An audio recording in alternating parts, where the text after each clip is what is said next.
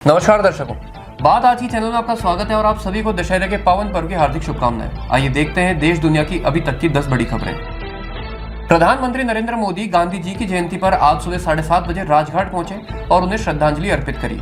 इस मौके पर पीएम मोदी ने गांधी को नमन किया और उनके आदर्शों को याद किया। इस मौके पर उनके साथ केंद्रीय मंत्री मनोहर लाल भी मौजूद रहे। दिल्ली के राजघाट पर सर्वधर्म प्रार्थना सभा का भी आयोजन किया गया। गांधी जी को श्रद्धांजलि देने के बाद पीएम मोदी विजय घाट पहुंचे। मोदी ने पूर्व प्रधानमंत्री लाल बहादुर शास्त्री को भी उनकी जयंती पर श्रद्धांजलि अर्पित करी। आरएसएस के 100 वर्ष पूरे होने पर आज नागपुर स्थित संघ के मुख्यालय में कार्यक्रम आयोजित किया गया। कार्यक्रम में आरएसएस प्रमुख मोहन भागवत, केंद्रीय मंत्री नितिन गडकरी, महाराष्ट्र के मुख्यमंत्री देवेंद्र फडणवीस और अन्य गणमान्य व्यक्ति उपस्थित रहे। पूर्व राष्ट्रपति रामनाथ कोविंद इस कार्यक्रम में मुख्य अतिथि के रूप में उपस्थित थे। कोविंद बुधवार को ही नागपुर पहुंच गए थे और दीक्षा भूमि पर प्रार्थना करी थी। बता दें कि यह वही जगह है जहां डॉक्टर BR अम्बेडकर ने 1956 में बौद्ध धर्म अपनाया था। केरल के मुख्यमंत्री पिनाराई विजयन ने बुधवार शाम को आरएसएस की शताब्दी पर जारी किए गए डाक टिकट और 100 रुपए के स्मारक सिक्के की आलोचना करी। उन्होंने इसे संविधान के खिलाफ गंभीर अपमान बताया। विजयन ने सोशल मीडिया पर कहा कि यह कदम उन स्वतंत्रता सेनानियों और धर्मनिरपेक्ष भारत की स्मृति पर हमला है जिन्होंने देश के लिए संघर्ष किया। स्मारक सिक्के पर पहली बार भारतीय मुद्रा में भारत माता की छवि और आरएसएस का आदर्श वाक्य अंकित है। सीपीआईएम ने इसे इतिहास का विकृत चित्रण बताया। राजस्थान के कोटा में 20 साल का दिल्ली का एक छात्र अपने पीजी के कमरे में फंदे से लटका मिला। आशंका जताई जा रही है कि छात्र ने अपने जीवन का अंत खुद किया है। यह घटना बुधवार शाम विज्ञान नगर थाना क्षेत्र के सेक्टर 2 में घटी। पीजी रूम में मिले दस्तावेज के आधार पर मृतक की पहचान लक्की चौधरी के रूप में हुई। वह पिछले साल तक एक स्थानीय कोचिंग संस्थान में पढ़ाई कर रहा था। हालांकि उसकी वर्तमान स्थिति का अभी पता नहीं चल पाया है। प्राप्त जानकारी के अनुसार लक्की ने कमरा अंदर से बंद कर लिया था। उसने यह कदम क्यों उठाया, इसका सटीक कारण अभी पता नहीं चल पाया है। वहीं शव को मोर्चरी में रखवाया गया है। आज जाने माने शास्त्रीय गायक और पद्म विभूषण से सम्मानित पंडित छन्नूलाल मिश्र का निधन हो गया है। उनका निधन आज सुबह 5 बजे उनके मिर्जापुर आवास में हुआ। पंडित छन्नूलाल मिश्र को बीते शनिवार को दिल का दौरा पड़ गया था। परिवार के सदस्यों ने उन्हें मिर्जापुर के ओझला स्थित रामकृष्ण मिशन सेवाश्रम अस्पताल में भर्ती करवाया था। छन्नूलाल मिश्र लंबे समय से बीमार चल रहे थे। उनकी पीठ में बेड सोर होने के साथ ही शरीर में भी खून की कमी हो गई थी।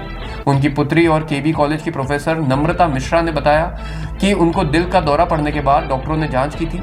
यहाँ 2 यूनिट रक्त चढ़ाया गया, लेकिन आज सुबह उनकी बेटी नम्रता ने उनके पिता के निधन होने की दुखद खबर दी। लाल किला मैदान स्थित श्री धार्मिक लीला कमेटी के पंडाल में राष्ट्रपति द्रौपदी मुर्मू, कांग्रेस नेता सोनिया गांधी, उपराज्यपाल VK सक्सेना, मुख्यमंत्री रेखा गुप्ता के आने का कार्यक्रम तय है। वहीं प्रधानमंत्री नरेंद्र मोदी पहली बार पूर्वी दिल्ली में दशहरा पर्व देखने पहुंचेंगे। वह IP एक्सटेंशन स्थित श्री रामलीला कमेटी इंद्रप्रस्थ के मंचन में शामिल होंगे। यहां उनके साथ मुख्यमंत्री रेखा गुप्ता और केंद्रीय राज्य मंत्री हर्ष मल्होत्रा मौजूद रहेंगे। खास बात यह है कि यह रामलीला कमेटी चौथे पुतले के तौर पर पहलगाम के आतंकियों का पुतला भी जलाएगी।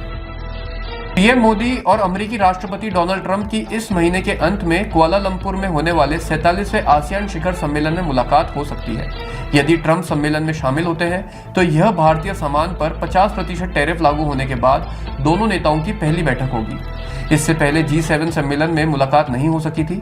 मलेशियाई प्रधानमंत्री दातुक सेरी अनवर इब्राहिम ने इस बात की पुष्टि करी है कि ट्रंप इस शिखर सम्मेलन में हिस्सा लेंगे। प्रधानमंत्री मोदी नियमित रूप से आसियान समिट में भाग लेते आ रहे हैं। विजयदशमी की शुभकामनाएं देते हुए राजनाथ सिंह ने इसे बुराई पर अच्छाई, असत्य पर सत्य और अन्याय पर धर्म की विजय का प्रतीक बताया।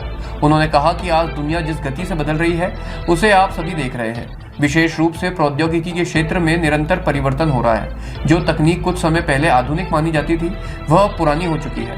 रक्षा मंत्री ने बताया कि पारंपरिक युद्ध के अलावा देश को आतंकवाद, साइबर हमले, ड्रोन हमले और शीत युद्ध जैसी गैर पारंपरिक चुनौतियों का भी सामना करना पड़ रहा है। उन्होंने कहा कि युद्ध केवल हथियारों से नहीं जीते जाते, युद्ध हौसले, अनुशासन और निरंतर तैयारी से जीते जाते हैं।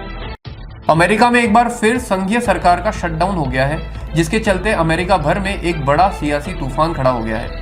रिपब्लिकन नेताओं ने डेमोक्रेट्स पर आरोप लगाया है कि वे गैर कानूनी प्रवासियों को मुफ्त स्वास्थ्य सेवाएं देने की शर्त पर बजट पास होने से रोक रहे हैं। वहीं डेमोक्रेट्स का कहना है कि रिपब्लिकन जरूरी खर्चों को राजनीतिक बहस का मुद्दा बना रहे हैं। ऐसे में अब इस मामले में व्हाइट हाउस की प्रेस सचिव कैरोलिन लेविट और अमेरिका के उपराष्ट्रपति JD वेंस का बयान सामने आया है। दोनों नेताओं ने जमकर डेमोक्रेट्स नेताओं पर निशाना साधा और इस शटडाउन के लिए उनकी नीति को जिम्मेदार बताया। एशिया कप के दौरान भारतीय पुरुष टीम द्वारा अपनाए गए रुख को देखते हुए अब हरमनप्रीत कौर की अगुवाई वाली भारतीय महिला क्रिकेट टीम भी पाकिस्तानी खिलाड़ियों से हाथ नहीं मिलाएगी। दोनों टीमों के बीच 5 अक्टूबर को कोलंबो में भिड़ंत होगी। बीसीसीआई के एक वरिष्ठ अधिकारी ने पीटीआई को बताया कि बीसीसीआई सरकार की नीति के अनुरूप है। ना तो टॉस पर कोई हैंडशेक होगा, ना ही मैच रेफरी के साथ कोई फोटो सेशन और ना ही मैच के अंत में खिलाड़ियों के साथ हैंडशेक। पुरुष टीम की तरह भी महिला टीम इसी नीति को अपनाएगी। टॉप 10 में अभी के लिए इतना ही। अगले कार्यक्रम सुपर 30 में आपसे फिर मुलाकात होगी। तब तक के लिए देखते रहिए बात आज की। धन्यवाद।